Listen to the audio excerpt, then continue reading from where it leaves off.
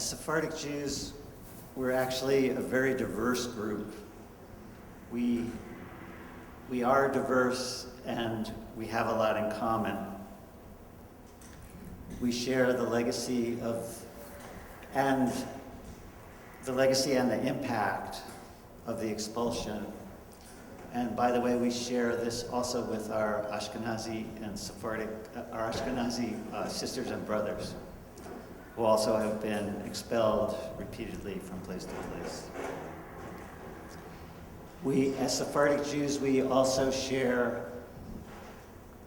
the experience of being, as Miriam said yesterday, a minority within a minority. And we share a language, but we speak it differently from each other, if we speak it at all. And I'm referring to Ladino and all of the regional versions of Ladino. But also I'm talking about Spanish and the different ways that Spanish is spoken.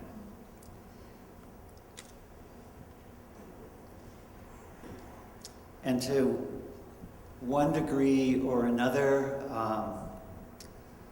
the theme of secrecy seems to pop up for a lot of us Sephardic Jews in our lives. So we do have a lot in common. And for those who were raised in families who suffered forced conversion, the consequences are different from those who chose to flee or had the ability to flee. New Mexico has a complex history, and it's a very unique history, and it has many, many layers, including slavery, invasions, conquest and colonization from two directions, and a complex caste system. And I've lived in New Mexico for over 50 years, and I can only claim to have a beginning of an understanding of all of this. And embedded in every aspect of this history, starting in the 16th century, is the presence of conversos.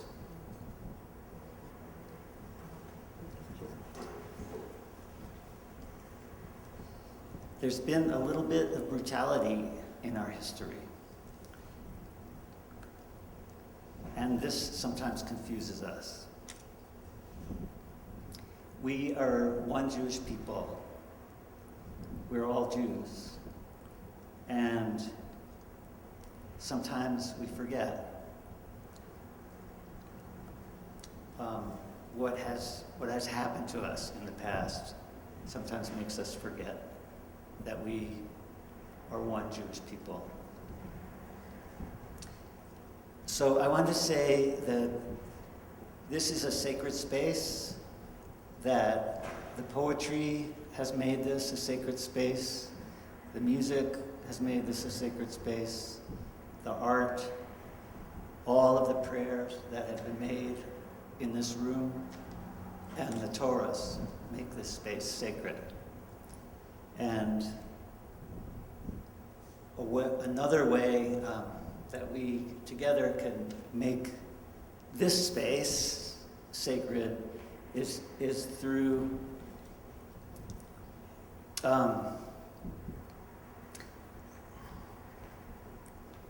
is by listening in a respectful way. So Maria Sanchez is going to start.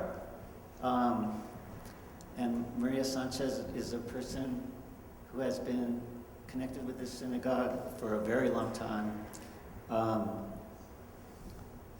and is also really a pioneering New Mexican Sephardic Jew. she identified publicly as a Jew many years ago. And by doing that and working hard in the community to educate, she has opened the doors for so many others to also be able to live their identity publicly.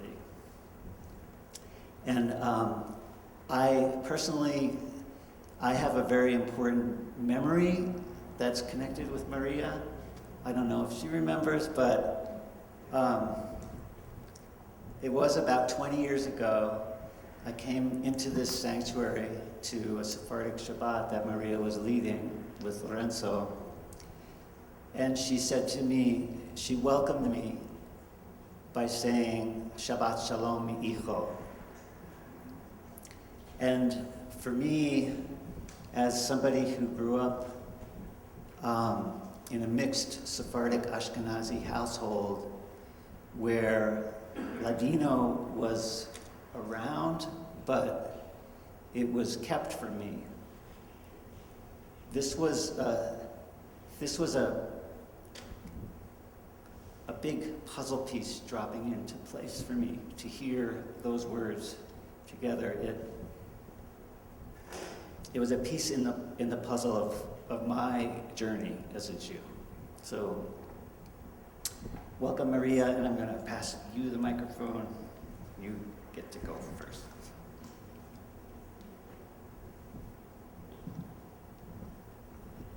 Okay. Everybody here okay? Okay. Let's see, I don't want to. Okay. Thank you, Hershel. And si me acuerdo, I do remember. I remember all the warm abrazos de todos aquí. I remember all the warm hugs that I got from everyone here. If it wasn't for the support for Hershel, for Lorenzo, for everyone, Beth, for everyone here, for Rabbi Lynn, every one of you, we definitely would not be here.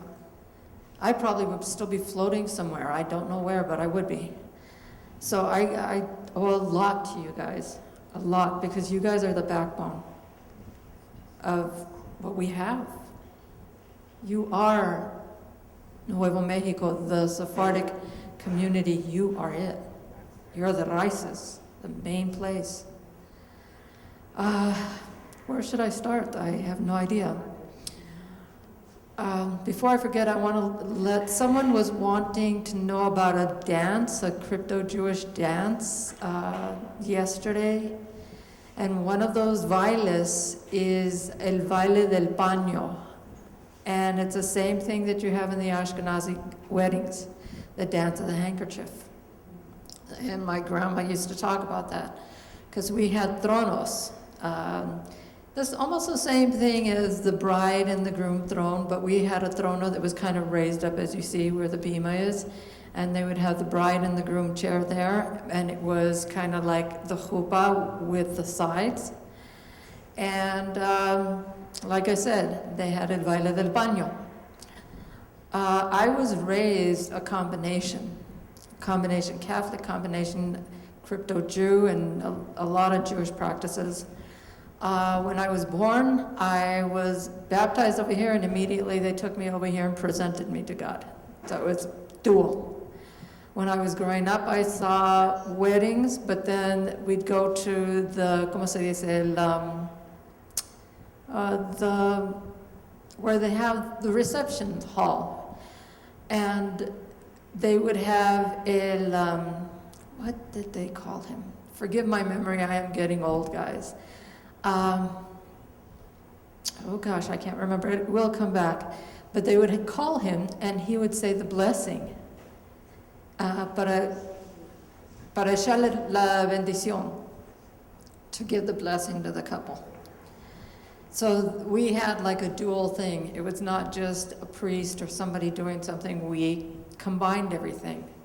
Fortunately, we didn't get in trouble with a priest back then, and this was in the 60s. I was just a little girl then. So yes, I'm 60 years old. I'm old here. And hopefully I keep remembering everything. It's so funny because I feel my grandfather here today and yesterday. The only thing I keep hearing is a voice singing. And I know Beth would probably like this because I can hear his voice singing. It was an old cowboy song. It was a song that used to say, Quisiera ser el tren que va corriendo, que no sufra ni pena ni dolor. I would love to be the train that keeps on going, that never suffers pain nor suffering. And that old song just seems so appropriate for what you were saying and how I've spoken on trauma and how that passes on through our DNA, whether it's Sephardic or Ashkenazi, or any individual or any person that has gone through trauma. It does pass on through the DNA. Also, while growing up, my grandma, how I discovered who I was going to go take a trip with a friend of mine to, where was I going? China. I was going to China, and Mom and Grandma decided to say no. I didn't like that very much. So they won, and they sent me with a preacher woman and a nun. When I got there, I kept wondering, well, I understand, ¿por qué entiendo todo aquí? No entiendo qué están hablando. I don't understand what they're speaking. Pero entiendo sus maneras. I understand their manners, their way of speaking. And I'm going, okay, something's really weird here. So I went up to the preacher woman that was there, and I told her, I said, are there Spanish Jews? She said, yes. And I thought, okay, something is really getting weird here. So I went upstairs, and me and God had a long argument. And I opened up to the book of Zephaniah, and it was in the 3rd chapter, I believe, and it talks about how, of course, we ran to Sefardí, but it also talked about how God was gathering us and rejoicing over that gathering us and rejoicing over us in his love. When I read that, I was just kind of like sent into another state of mind. It was like, this isn't real. When I got home, I went to my grandma. My grandma's Toledo. And she was absolutely awesome. And her and Mama Logie, I'll tell you about Mama Logie later, but they had a very, very close relationship. And Grandma told me, I said, Grandma, ¿qué somos judíos? Y mi grandma me dijo, somos israelitas. We are Israelites. And that's the old Sephardic way I found out that we used to refer to ourselves, that we didn't refer to ourselves as Jews, but Israelites. And then she said, porque cuando Dios dividió, Dios derramó. When God divided, God scattered. A friend of mine later that I was working with, I told her this story, and she brought me a piece of paper that she had researched, and on that piece of paper was a coin that was minted in 1492 that said, when God divided, God scattered. And I thought, oh my gosh, that must have passed on through my grandmother's family for her to know that. I grew up knowing dichos, so many dichos. My grandmother, may God bless her memory, she was on her deathbed, and when I got in, it was around Passover time, and she pointed, I walked into her bedroom, and she pointed down to donde estaba la cómoda, where the dresser was. She pointed to the bottom. Because I told Grandma, I said, no quiero nada, I don't want anything. I said, but I want you to write me all the dichos and the historias.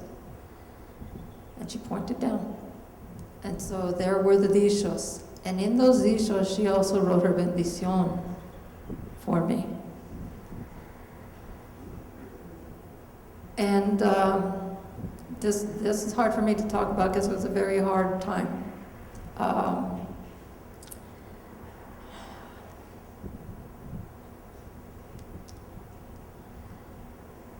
As usual, death is very hard, and we had the mirrors covered, we had everything covered. And an added thing, I'm not sure where this falls, but Grandpa went and put his hat. Para decir, to tell the whole neighborhood that there's someone dying here, he put his hat on the front of the fence. But we had the espejos covered, all the mirrors covered. But as usual, families do get into fights. And I remember my grandma calling me over, and she grabbed my hand. And she said, así como corre el agua abajo la arena, así corría mi amor, si aún no había tanta lengua. And she shook my hand hard. And she said, she was already in her deathbed, she was already laying down. She was dying of cancer, it had gone all over. And I just smiled and I said, yes, Grandma. And she knew I didn't understand. I was about as dense and naive as you could get back then. And so then she grabbed my hand again, and she told me the same thing. ¿Entiendes, Maria? And I said, then I got it. And she gave me her blessing. Because in our family, it's tradition to get the blessing when someone's dying, when you go on a journey, and when you're getting married. And that's also what Mama Loji would do for me too, is always bless me. Before I left, always bless me as on my journeys or wherever I was going. My mom too. Okay, tell me. Okay, well, I'm gonna wrap this up real quick. Let's see, so I'm here. That happened back in the 80s. It is, 2022 now. Been doing a lot of different things with the community, still doing a lot of different things with the community, with a Habaru, a home gathering, trying to pass on information. Found out I have 1,000 years of, genealogy that I don't even understand. But that's pretty much it. It's been a long journey, it's been a fruitful journey, it's been a painful journey, but it is sabroso. I wouldn't trade it. I think the pain, it's kind of like a diamond, or when you squeeze garlic or something, that's when, or a herb, that's when the smell comes forth. But that's when the diamond is made. And I think that's what's happened both in all of our communities, whether it's Ashkenazi, Mizrahi, Sefardita, or whatever. That's what has happened. And I think that beautiful smell, fragrance is coming forth. And that's what I thank God for. And I thank God for all of you. So, por favor, Hershel.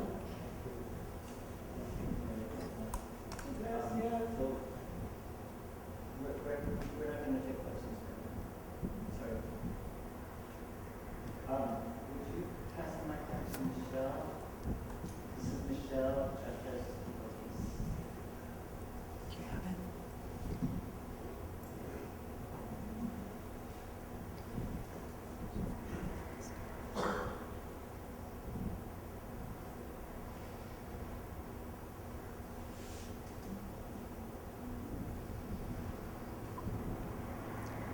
Hershel, thank you so much for inviting myself and my friends here to speak and share our journey, and also for the weekend that you put together, which has just been poignant and beautiful, and I will remember the poetry and what's come out of it for years to come.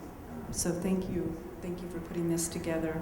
And thanks also to all of the people who have been so hospitable and just have spoken to me with an open heart this weekend.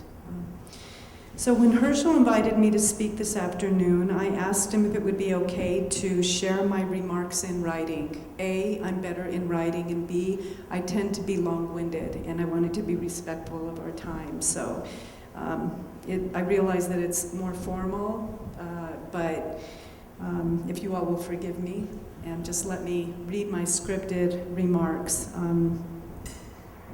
Also, if you have questions at a break, I'm happy to visit with people if I say something that you don't understand or just want to talk more about. As a brief introduction, I was born and raised in Santa Fe and grew up in a large Hispanic Catholic family. My Aunt Betty Jean, who's very dear to me, is familiar with our family's story and is here today for moral support, so thank you, Aunt Betty, for being here. Like many New Mexico Hispanics, I can trace our family lineage back to some of the earliest settlers of this region, both Native American, but also the early colonists from Europe. These included Sephardic Jews who were expelled from Spain and Portugal and whose journey to the New World wasn't about seeking gold and riches.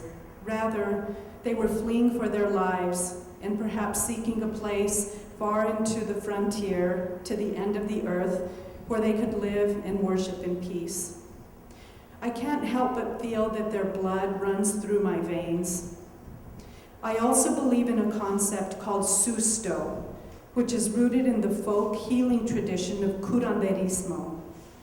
We have a history of curanderismo in my family, and the idea behind susto is that we inherit traces of fear, anxiety, and trauma from our ancestors, and we carry those fears deep in our gut, deep in our core, until we can find a way to overcome them through healing, reconciliation, or atonement.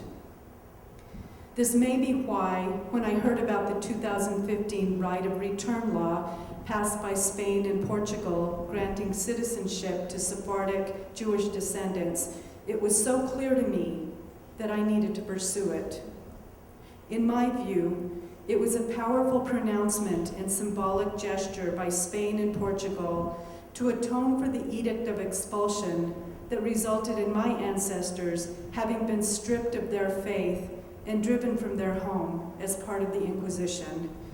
I had hoped to be among the first descendants of this historic tragedy to return home, if even symbolically.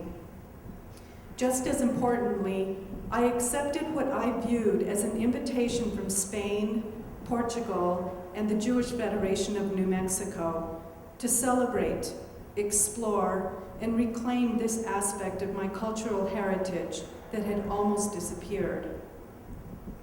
Before I embarked on this journey, I actually met with one of our Catholic priests to determine whether it was sacrilegious to attend my first Shabbat and learn more about Judaism. He assured me that it wasn't a problem as long as I continued to attend Catholic Mass and not substitute one for the other. Although I was raised Catholic and continue to practice Catholicism, the truth is that there have been many times in my life in which I have seriously questioned my Catholic faith. And even though I have struggled with the religion of my upbringing and continue to practice as a Catholic, I've also felt a strong curiosity to explore the connection to my Sephardic ancestors. My husband's family is from Taos, and we used to visit his grandparents early in our marriage when they were still alive. His grandfather was a Taos woodworker who made beautiful Spanish colonial furniture, but he also made these for a game that we played called Sakapon. I don't know if you all can see this. It was a family game, and we played it after dinner with coffee. We were usually up very late playing it until one of us dozed off. So when you spin this wooden top, if it lands on the S, it means saka, or take away. If it lands on the P, it means pon, or put in. On the D, deha, or leave it alone. And on the T, it means todo, take it all out. And we specifically used ava beans to keep score. We never ate the beans, just played with them. Only later did I learn that fava, or fava beans, are used widely in Portuguese cuisine, so there was that Iberian tie to the game. But each of the children and grandchildren was given 2 or 3 of these wooden tops that Poppy made and that we still have. As you can see, it looks pretty similar to dreidel. I remember that after Stan Horty shared his groundbreaking book, To the End of the Earth, and a big shout out to Stan for essentially devoting his career to telling this history and allowing us to reconnect to our Sephardic ancestors. But I remember that there was a writer who came to New Mexico to investigate this notion of New Mexico's Sephardic ancestry. And she published an article that I viewed as essentially a criticism of our claims and ties to Sephardism. And one of her arguments was that New Mexico's Sephardic descendants, that we were rooted in a desire to be accepted. And another one of her arguments was that sakapon, this wooden game that we play here in New Mexico, is actually an Ashkenazi custom. This is from the article in The Atlantic that outlined her arguments. She also found that dreidel does not exist in Sephardic culture. It's an Ashkenazic object that postdates the Inquisition. What does exist throughout Latin America is the trompeta, a wooden top that children play regardless of their religion. When I read the Atlantic article, it was so infuriating, particularly because she seemed to know so little about our history and culture, but was given such a prominent platform in which to publicly tear it apart, from my perspective. Years later, while my daughter was in college, she had the opportunity to study a semester abroad in Granada, Spain, and I spent Semana Santa, or Holy Week, with her. A couple of the things that we did during Holy Week was visit a synagogue in the Albaicin of Granada, and we also spent time in the Inquisition Museum in Granada, which was incredibly difficult to walk through. But I still highly recommend it to anyone visiting Andalusia. While we were there, one of the displays that we came across were these. I'm just going to pull up a picture.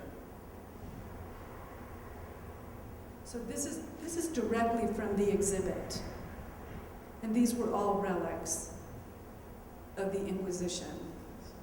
I don't know if you can see the picture.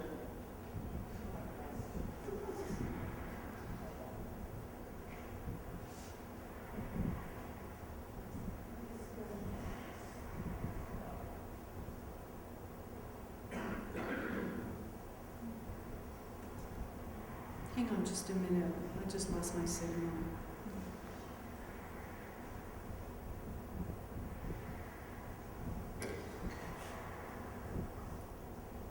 The object on the left indeed looks like a trompeta, and what they refer to in the Atlantic article.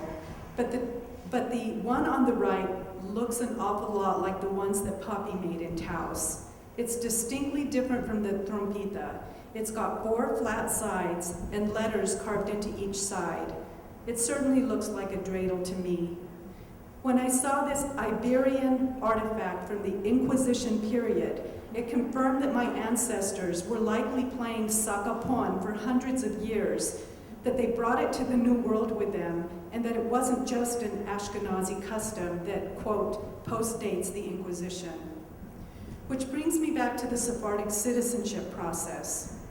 When Spain and Portugal passed their laws in 2015, granting citizenship to descendants of Sephardic Jews, it was contingent upon certain criteria, including that the applicant must provide sufficient genealogical proof. It sounds simple enough, but they say the devil is in the details. First, the whole application process has been a journey. And I wouldn't be speaking today if it wasn't for these ladies sitting next to me, who I have heavily leaned on to get through the frustration and disappointment in this last year. Second, I will say that 6 people in my family applied for citizenship under the 2015 Spanish law.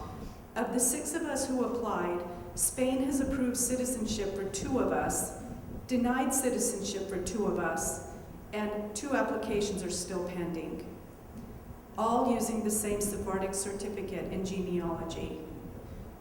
Well, my application was denied, and I am under a second appeal in the Spanish courts.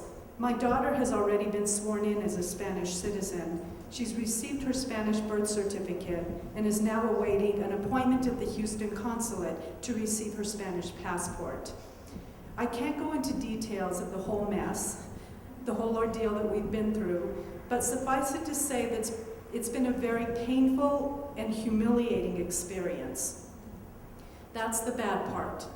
The good part, though, is that the process has allowed me to meet and connect with a number of primos and primas, distant cousins whose great-grandparents we all share, and who are now my friends.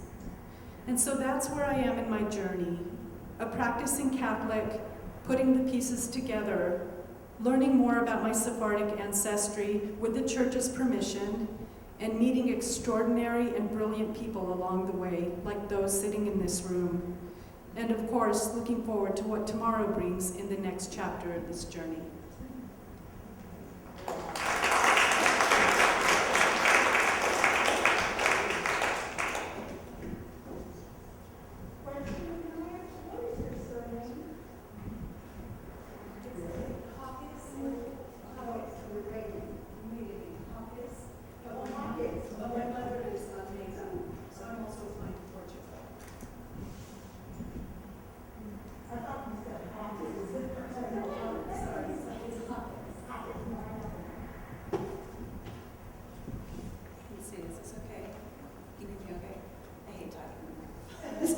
I love talking, but I hate talking into microphones. A little bit closer. A little closer. I know. It's up to you. Okay. Oops. It's not quite. Keeps. There we go. Is that a little better there? Yeah. Okay. My name is Janelle Worthington, and I was actually born in Denver. My mom is from Raton. I was born and raised in Raton, New Mexico. And similar stories and family genealogy, we're all kind of related. We're all connected on DNA. And so thank you to these two for sharing a little bit more of that background. I was asked to share a little bit more on my story of how am I here? How has this knowledge kind of impacted my life throughout this? So I would say the story started back initially probably late 80s, mid 90s is when my family started to discover on my mom's side about the Sephardic ancestry. One of the stories, this reminded me that my great-grandparents were known for in the community outside of Cimarron and Maxwell areas were forcibly relocated, was that people would come to them for the blessings. So anytime before people would travel or weddings or anything, they said, oh yeah, people would always come to visit their ranch and their home, and they would get their special blessings with them. And so that was, again, just so cool to hear other family stories that are like, oh yeah, that was a story that was told in our family. My journey has been quite varied along the way. I actually, my mom had left Catholicism when she was 18 for various tragic family reasons and trauma. And so I was actually raised Seventh-day Adventist. So for those that don't know what that is, it's a Christian denomination that believes that Saturday is the Sabbath, so church was on Saturday, and you didn't work or do anything secular stuff from Friday until the end, until sundown on Saturday. You could play games on Saturday, but they had to be like church games. So you're going to play Bible baseball, not regular baseball. So lots of rules and things along with that along the way. Along with that also came the dietary, so no pork, basically no unclean meats as well. And many were vegetarian. So I grew up with that. There was always this affinity towards Judaism and things like that along the way, but it wasn't until the mid-90s that whole other long story got connected and found out about these roots. So over the last 25 years, my mom has really been the lead in working with genealogists, attending conferences. I was very involved for a while, but then, college and school and everything kind of takes over. I would say one way that this knowledge pretty early on came into play was I went to the Middle East for the first time in 2000 for an archaeology excavation and ended up in Jordan. And Ended up in Israel, was just going to travel for a week or two, and ended up being there for over a month on my own. And with that, I ended up attending Neve Yerushalayim, the yeshiva classes. They had free classes for the summer. It was just before the high holidays, and it was a crash course in everything Judaism and different forms of Judaism and the Shabbats in the Old City. And it was just like this overwhelming, mind-blowing thing of like, this is not even what I thought Judaism was. That led to a lot of different, I'm just going to hold this here, various changes in political and religious and how I saw all of that, which can lead to conflict with family members, and it creates it creates a more complex thing. When you find out more, I feel like the more knowledge you get, the world becomes more complicated and not simpler. So that to say, I ended up going back to the Middle East almost every summer to do archaeology, and then I got my master's in public health. And in 2008 to 2009, I did my field practicum in a refugee camp in Bethlehem in Palestine. And so being able to cross between worlds, learning about Islam, learning about forms of Christianity that we don't see here, learning about various forms of Judaism that you don't always come into contact with, growing up in Colorado, Northern California, small town, southern New Mexico, was really, really impactful with that. Jumping forward a bunch more, I kind of took a little bit of a break, and in college I actually was a member of a Reform synagogue in Walla Walla, Washington, a tiny little town, and so they mostly didn't have enough members, so we just did high holidays usually. And there's a halal group at one of the colleges there, so I tried to get involved as much as I could. I don't know if it was PTSD and everything else after coming back from the Middle East, but I kind of took a break from a lot of things and lost a lot of community. And where this comes into play is in 2016, I was here at the Society for Crypto-Judaic Studies, something that my parents had always been involved with, and it was in Santa Fe. And my mom was like, come down. I'm like, I don't have time, I'm working so much. And I came down, and it reignited all of that fire and interest and energy into that. And then it kind of passed to me and the family to take on all of the knowledge. My mom handed me her piles of genealogy, and then it was like, okay, she's like, I can't remember things anymore, like, I'm passing this off to you. And then I've just been diving into it. I went to Spain on a solo trip in 2017 and went to Toledo. I didn't know much about Toledo. I had Stanley's book, and we've known Stanley Hortz for many, many years, and thanks to him, we're here, and I started attending this remotely a year ago, Nahalat Shalom on Zoom. And I went to Toledo, and I had no idea what to expect. I just knew that our ancestors came from there. I didn't know how important it was to the Sephardic Jews. And it was like life-changing. It was getting like welcomed home. I don't know how to describe it. It felt like the old city in Jerusalem. Like, I love to go in these old cities and wander the streets at night, and there's something about at night when the crowds have left that I don't know how to describe it, but it had the same feeling to me, the deepness and the history there. And I was like, wait, this is amazing, I want to know more. So I continued studying. I went back the following year, did a road trip using Stanley's book to go to these tiny, obscure little towns that no tourist ever goes to, and they look at you like, why are you here? What are you talking about? To try and see where our ancestors were from and really connect to Sefardí and see what it had been. And I don't know, that's continued the journey. I'm waiting 3 years into Spanish citizenship. I'm also in proceedings to have the government hopefully do that positively. So I think Michelle said it the best to describe the challenges with it and how that's impacted us. But what I would say is, especially in the last few years, I have now gained a new sense of community and meaning with these folks that I've met along the way. Many of us are the sole people in our families, kind of the odd families out, that are interested in genealogy and Judaism. Other folks would be like, oh, okay, well, yeah, whatever, but that doesn't impact my day-to-day. And so to find like Veronica and Trish and Michelle, I just met her a year ago, and she's one of my dearest friends now. And to have this whole community that we've created has actually brought me closer to New Mexico as well, interestingly, but closer to Judaism and the expressions of that, and how are we trying to return. So my goal is, if my citizenship is processed, I will hopefully move to Spain. I don't know what I'll do when I'm there, but that's one step at a time. So I would say it's basically impacted greatly the last 25 years of my life. So, and I'm very happy to be here.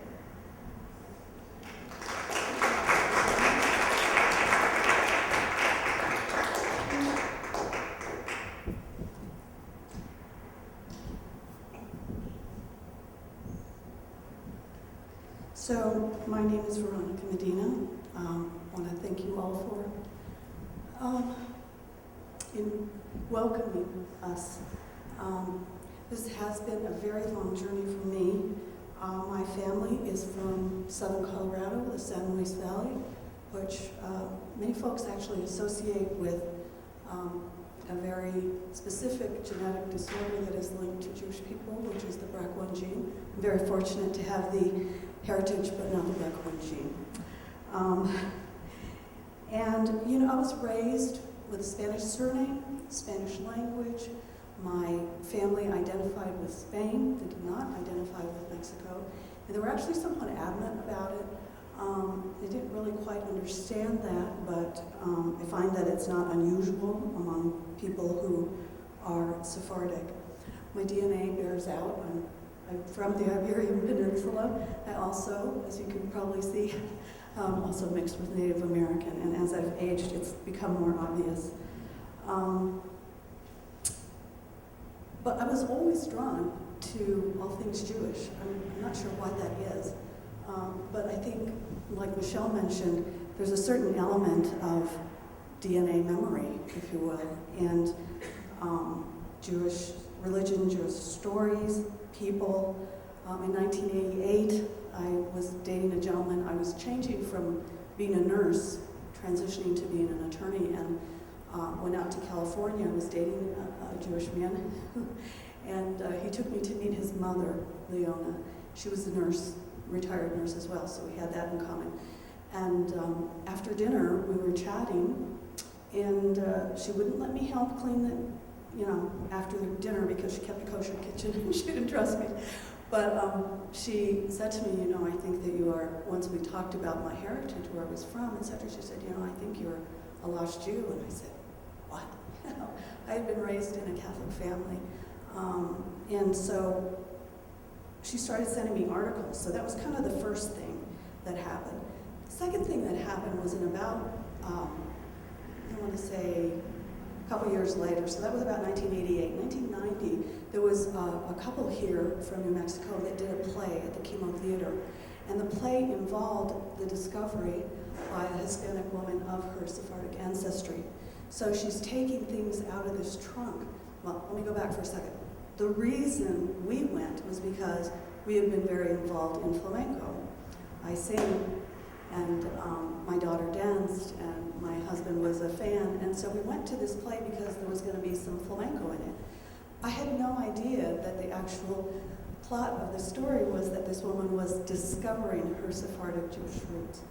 So this woman, Lily Del Castillo, is dancing. Her husband, Luis Campos, is playing this beautiful flamenco guitar. There's a trunk on the stage, and she's pulling things out. There's also, you know, various items from the household, and then out came the menorah, right? The actual point of the story. So during the break, there was going to be a break, and then afterward there was a little video that I think was either published by PBS or maybe locally KUNM. But during the break, someone took questions, and one of the first questions was, well, how would you know?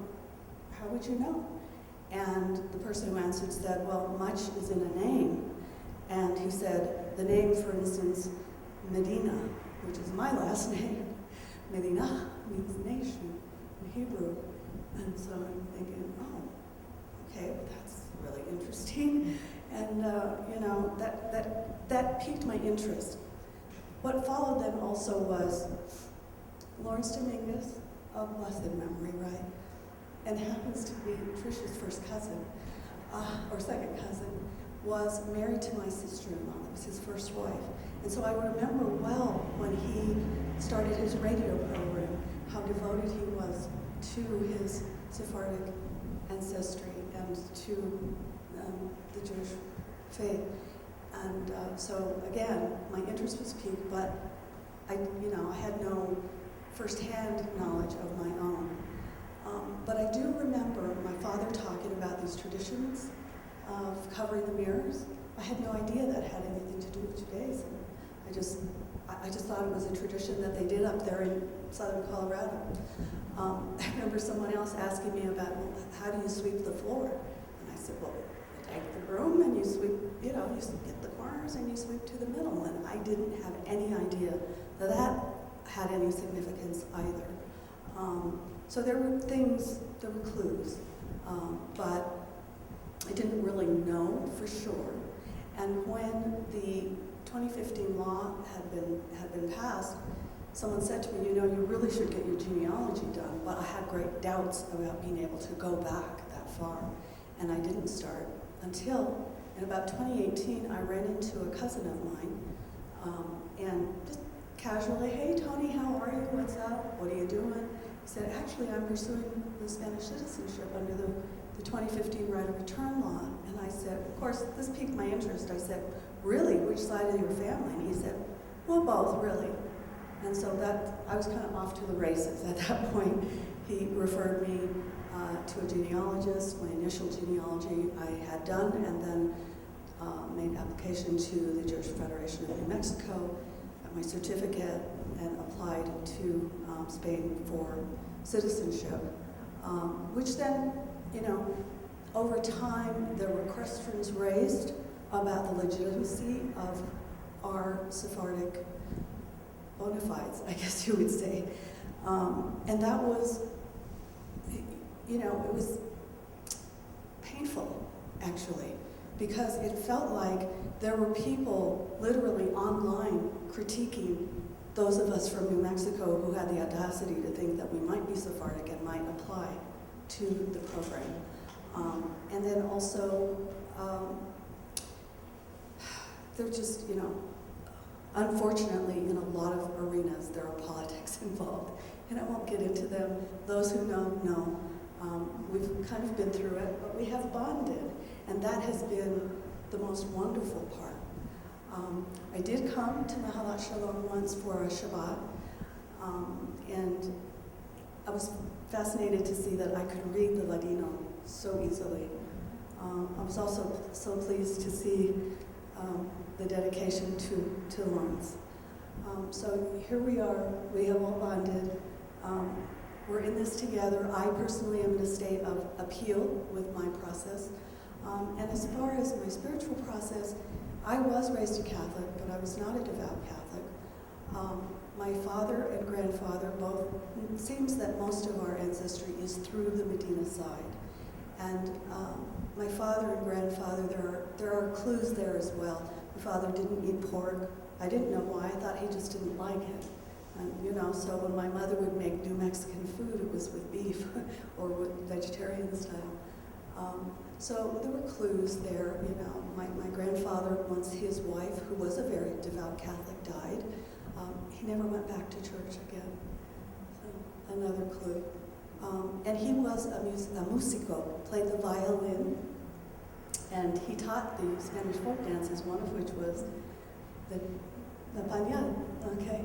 So, for me, I feel like I just stepped in to this pond of knowledge and to this arena, this world. But in some ways, it's strangely familiar. So again, thank you for the warm welcome.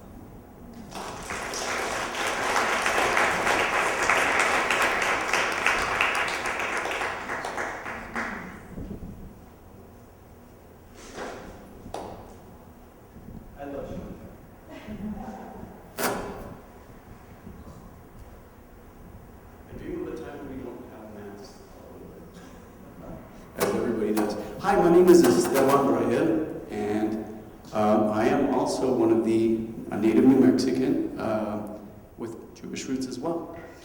When I was little, about maybe 7 years old, I remember we had an assignment for elementary school where you're supposed to pick a map and you're supposed to put like little pins and like, where are you from, where's your ancestry?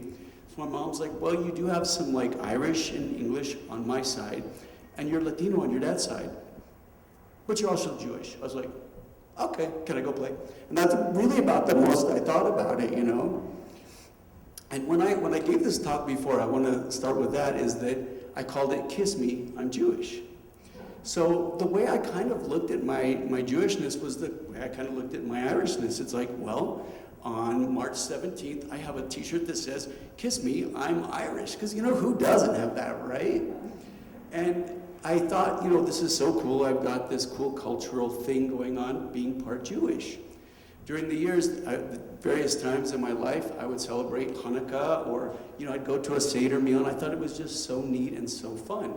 In fact, I was actually in Catholic seminary for a while, and so I asked Sister Maria, it's like, do you suppose that I could take some of the guys to temple up in Santa Fe to experience, a night of Hanukkah? So we were all supposed to get up with our menorahs, so cute little young Jewish couple with their menorah, cute little extended family, Jewish family with their menorah, cute single couple there with their menorah, and 10-person Latino contingent behind my little tiny supermarket menorah, which was really tiny, but it was so fun.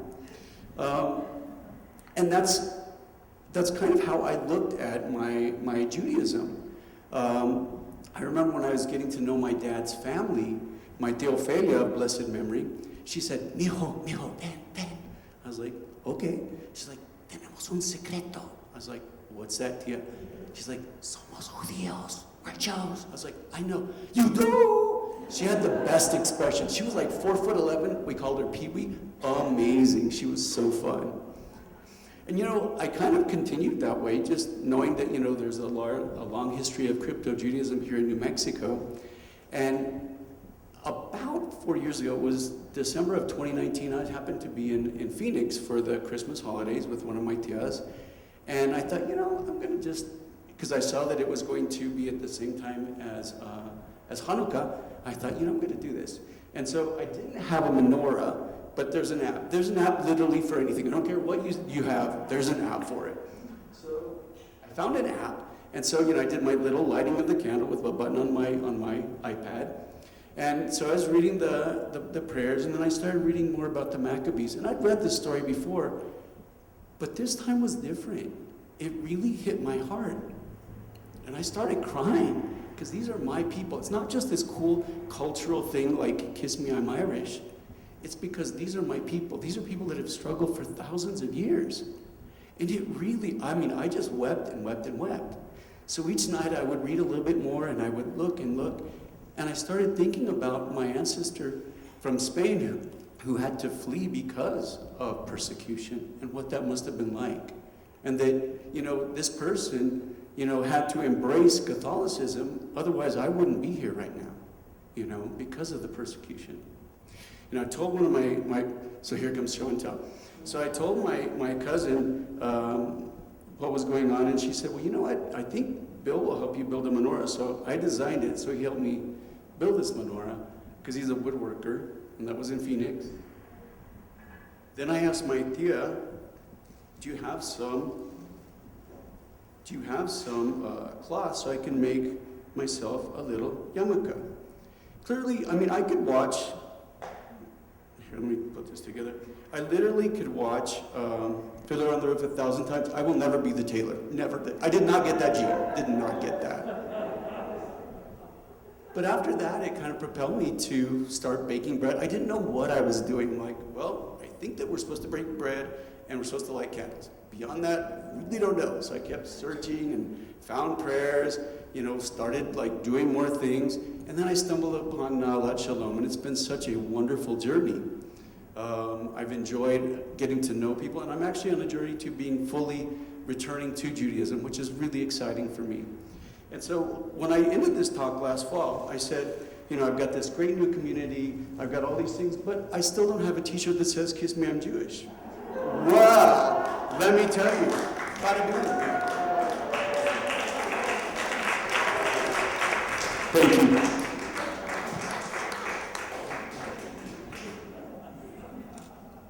Oh, that's a hard act to follow. No, show and tell, nothing. But I do want to say also that if it was up to me, you are returned. Because without Esteban, this festival, I tell you, this festival would not come close to have happened. He has.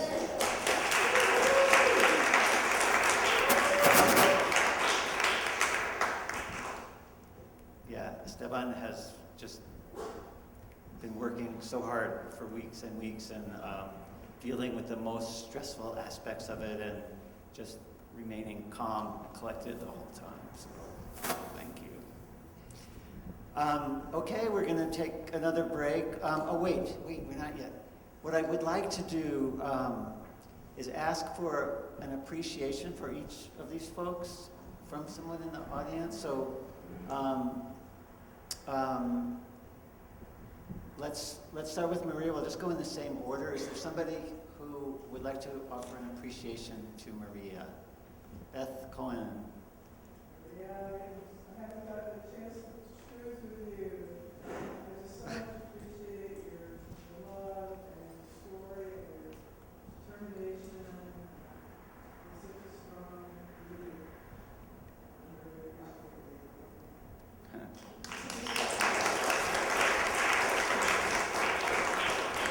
And would somebody like to offer an appreciation for Michelle? Nina. I don't know you, but when you took your mask off, I thought,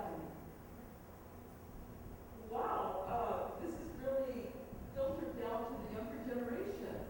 And I thought, maybe, like a college student, and I thought it was that was what was going through my head, that this was like what filters did our modern era pass on, and I just was it was so insightful, and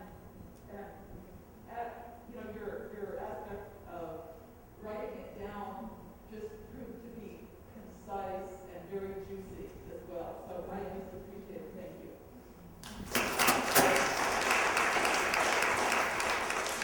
And who would like to appreciate Janelle? Dina, Diane.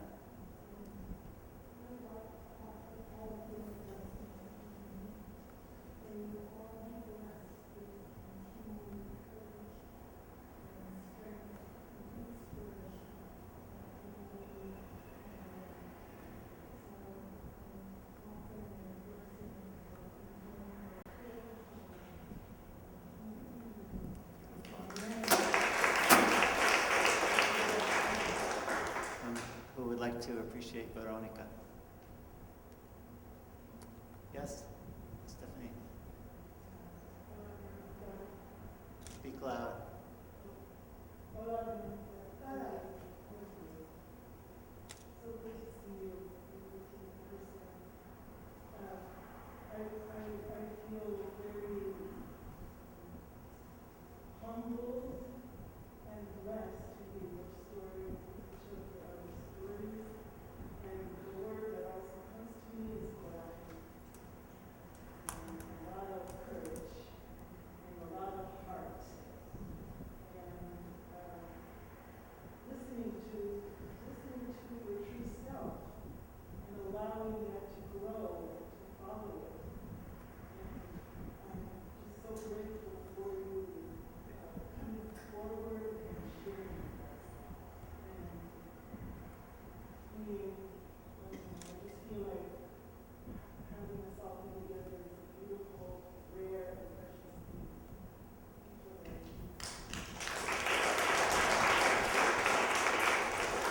And who wants to appreciate Esteban?